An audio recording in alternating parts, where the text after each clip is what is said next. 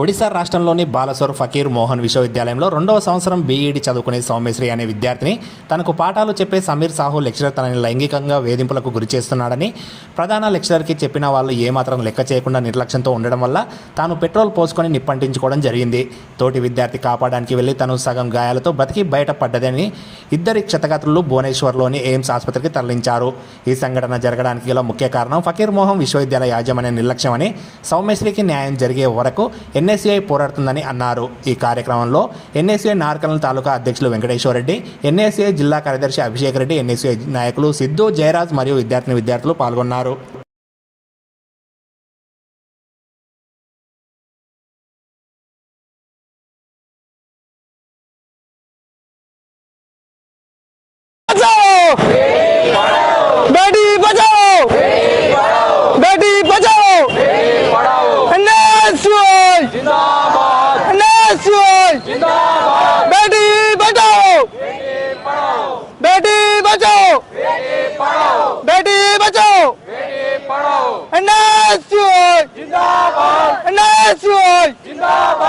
విద్యార్థులతో చెలగాటమా, విద్యార్థులతో చెలగాటమా, విద్యార్థులతో చెలగాటమా,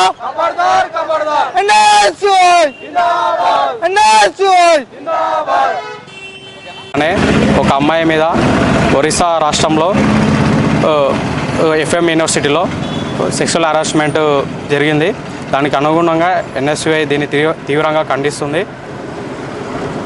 ఎన్ఎస్యుఐ ఆధ్వర్యంలో నాగర్ జిల్లా కేంద్రంలో నిన్న జరిగినటువంటి ఒరిస్సా రాష్ట్రంలో బలేశ్వర్లో ఎఫ్ఎం యూనివర్సిటీలో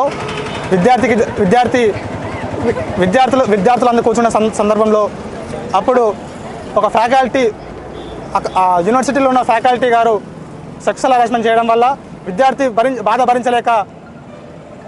భరించలేక నిప్పంచుకునే పరిస్థితి మనం చూసినాం. అందరికీ తెలిసిందే. దీనికి అనుగుణంగా నాగర్ కర్నూలు జిల్లా ఎన్ఎస్యుఐ ఆధ్వర్యంలో రాష్ట్ర కమిటీ మేరకు మరియు నేషనల్ కమిటీ పిలుపు మేరకు ఈరోజు దేశవ్యాప్తంగా ఎన్ఎస్యుఐ ఆధ్వర్యంలో నిరసన కార్యక్రమం చేయడం జరిగింది. అలాగే దిష్టిబొమ్మ తరగతి చేయడం జరిగింది.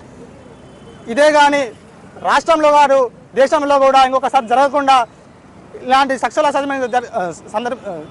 అసెస్మెంట్కు పాల్పడిన వ్యక్తిని, ఆ ఒక ఫ్యాకల్టీని వెంటనే శిక్షించాలి. ఇంకొకసారి ఏ ఒక్క విద్యార్థికి జరగకుండా చూడాలని చెప్పి ఈ సందర్భంగా తెలియజేస్తూ ఉన్నాం. ముఖ్యంగా ఇది ఒక రాష్ట్రంలో అయితే ఎంతోమంది పేద విద్యార్థులు పేద చదువుకోవడం కోసం వేరే రాష్ట్రాలకు వచ్చి చదువుకొని మంచి భవిష్యత్తు చూస్తారు.